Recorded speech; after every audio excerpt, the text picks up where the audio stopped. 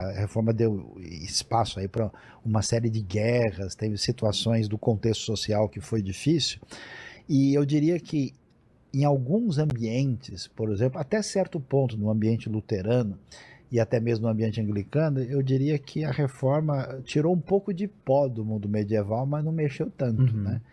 E aí é aquilo que eu acho que faz mais sentido, que a gente chama de reforma radical, dizendo, pessoal, tá ruim demais. Vamos começar esse negócio de novo, porque não é que a gente vai tirar algumas coisas que não estão legais, a gente precisa de fato de zerar e começar esse processo adequadamente. Então, só para a gente fechar aqui, só que tem um detalhe que a gente tem que chamar a atenção. Isso é decorrência exatamente de uma coisa que vai ser a grande revolução nesse mundo, que é essa retomada da liberdade e liberdade individual. Quando a gente vai, por exemplo, a Wittenberg, de visita os lugares da tradição, um dia eu quero te levar lá para você ver isso de perto com a gente. Quando a gente chega lá, tem um quadro muito interessante dentro da igreja onde Lutero pregava, né? Onde aparece um quadro de um indivíduo na Idade Média. Você vê que o cara está acabrunhado, assim, morrendo de medo e apavorado, né? Diante de tudo.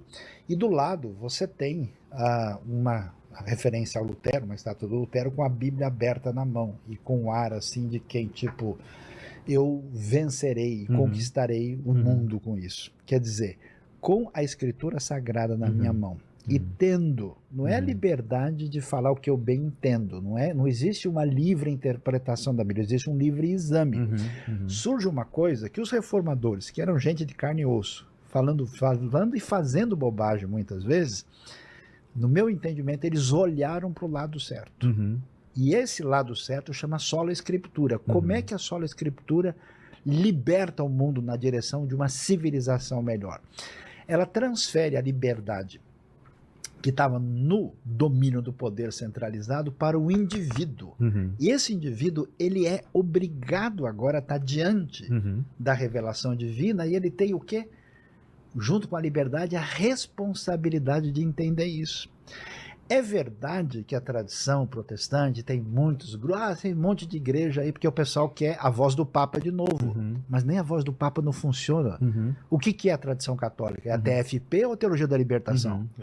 Quantos milhares de ordens diferentes que pensam diferente e até conflitam entre si. Então essa suposta unidade, ela na verdade não existe.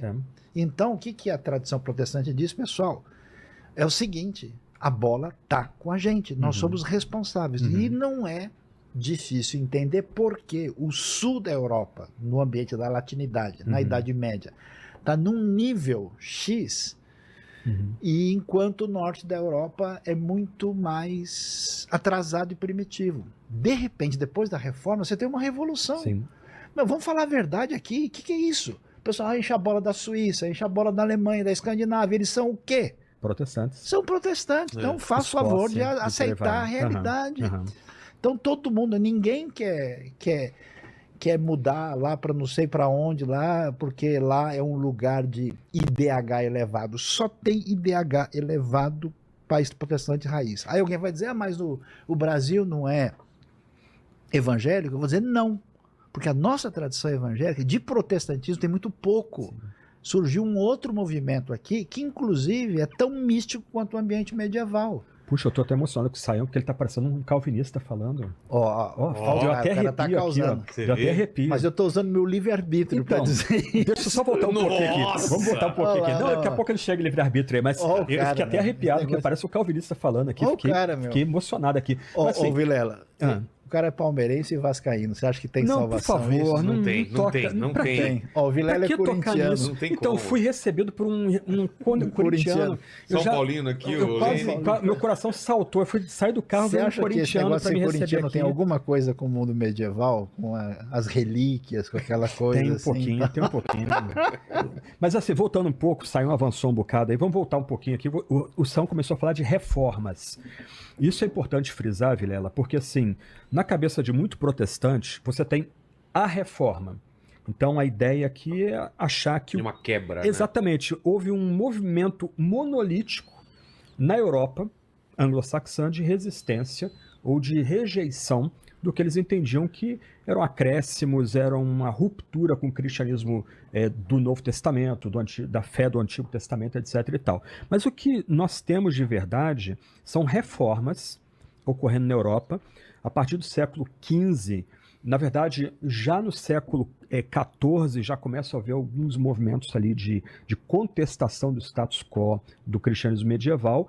Então nós temos aí John Wycliffe, Ian Hus, Savonarola, né? Mas a partir do século XVI nós começamos a ter na Europa, isso que é interessante, vários movimentos de contestação que eles estão ocorrendo em paralelo. Depois eles vão tentar conversar entre si, não vai dar certo, né?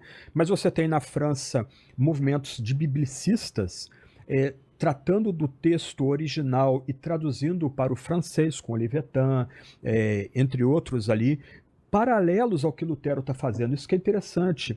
Ainda que depois eles vão tentar dialogar, esses movimentos estão correndo paralelamente. Então nós temos aí Lutero, Melanchthon, lá em Wittenberg, né? Lutero até tinha um jeito jocoso e bocudo de falar de Wittenberg, né? Ele dizia que Wittenberg era o traseiro da Europa, né? Porque não tinha importância nenhuma. A Universidade de Wittenberg tinha sido recém-fundada, obviamente que ele fala o palavrão, né? Então eu vou poupar os nossos telespectadores que Lutero gostava de... O Vilela vai se escandalizar com Lutero. Rapaz, ele tinha uma boca grande. Tinha uns palavrões, umas bobagens, principalmente quando ele estava na mesa dele lá tomando cerveja, comendo... E fazendo outras coisas. Exatamente, comendo lá as linguiças, chucrute, né? Dava uns problemas intestinais violentos ali. E ele falava, né? Ele ainda pertence a essa cultura medieval muito pouco polida. E os alunos registram dele, né? Era um mesão comprido, que existe até hoje em Wittenberg, na casa dele lá, né? Um mosteiro que deram para ele e para a esposa dele. Então ele sentava sempre na ponta, e a esposa trazendo cerveja, vinho, linguiça, chucrute, pão, né? Imagina eles comendo ali 6 horas da tarde, aquilo ali, né? Os efeitos colaterais violentos, né? Então ele dizia lá, soltava o flato, aí balançava lá a batina dele.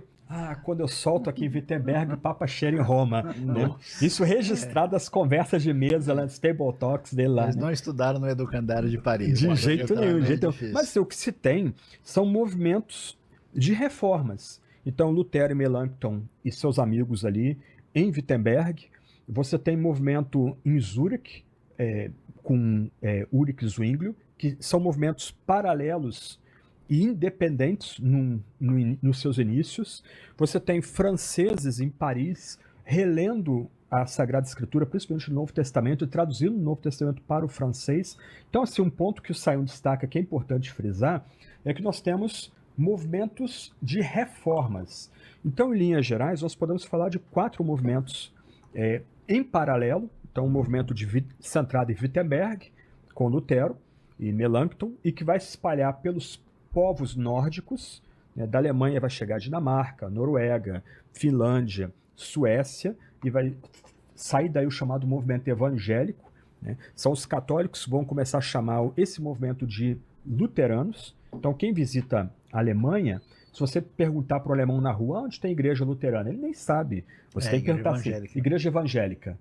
Não, aí tem evangélica aqui, a igreja que começa na reforma de Lutero, lá, 31 de outubro de 1517, quando ele fixa na porta da igreja do castelo as chamadas 95 teses, né? Que era coisa comum naquela época. Você tem a igreja Henrique VIII, que era comum? Colocar as teses para debate. Mas era em latim. Em latim. Para o pessoal. Então, o Lutero escreveu lá para causar com o pessoal. Não. Ele queria, de fato, um debate sério com o pessoal no clero, teológico. Entre os professores. O cara com 29 anos, naquele tempo, tinha doutorado em teologia. E ele dava aula de Salmos, ele dava aula de Romanos, e aí... Gálatas. E ele começou a ler e falou, peraí, pessoal, não estou entendendo. O que a gente faz, o que está escrito. Esse negócio de indulgência? Vamos conversar sobre isso, né? E aí, nessa conversa, então ele não escreveu para atiçar o povo para causar, ele queria... Um debate acadêmico. Aí começou a confusão. É a primeira tese das 95, né? O Senhor Jesus ensinou no Evangelho que toda vida é conversão, por causa das indulgências que você mencionou. O que era indulgência? Era um pedaço de papel e que tinha a assinatura de um bispo ou do papa, e que se você comprasse aquele pedaço de papel, era assegurado a você o perdão dos pecados, e eventualmente a alma sai do purgatório e entrar no céu. No tilintar da Ia ser moeda. tão fácil se fosse assim, né? Exatamente. Terra do céu. Só que o dinheiro ia para Roma para construir, né, A Catedral de É, São Pedro em Roma. Aquela catedral foi construída São com Pedro. dinheiro de indulgência. Em grande Exatamente, parte, sim. é. Nossa. E aí os alemães ficavam ressentidos porque o melhor do dinheiro deles, do trabalho deles, estava indo para Roma e não para beneficiar o mundo alemão, o mundo saxão, né? Então, assim, as 95 teses são uma ruptura. E um ponto interessante, São, que a gente esqueceu de mencionar, é Gutenberg. Então, aí que- tem coisas interessantes. Aham. Não haveria reforma se não tivesse tido a invenção da imprensa. Exatamente, É. exatamente. Esse E é o aí, ponto. É. eu ouvi dizer que ele comia muito, e para muitos ele é conhecido como Glutenberg. Será que é verdade? Não, brincadeira, né? Só Mas pra- ele tinha essa fama? Não, Então, A gente eu que sabe tô causando, tô Ah, tá. A gente protestando sabe aqui. pouco da vida dele. É né? mesmo? É. Mas olha, aqui tem algumas coisas que precisam ser ponderadas aqui. Quando a gente fala sobre isso, dá a impressão que a realidade católica e protestante é tipo um conflito sem fim. Mas Uhum. veja bem, Uhum. naquilo que é teologia fundamental, no que se entende sobre quem Deus é e quem Cristo é, que é aquilo que você tem na tradição cristã definido ali em Niceia e Calcedônia, no século IV e V, toda a cristandade, a referência é a mesma. Então, Uhum. vamos dizer, não quer dizer que a reforma falou, pessoal, joga tudo fora e a gente vai começar. Não, existem uns pontos específicos que envolvem a questão da autoridade da igreja, o papel da Bíblia Uhum. e da salvação que precisam ser considerados com bastante clareza. E é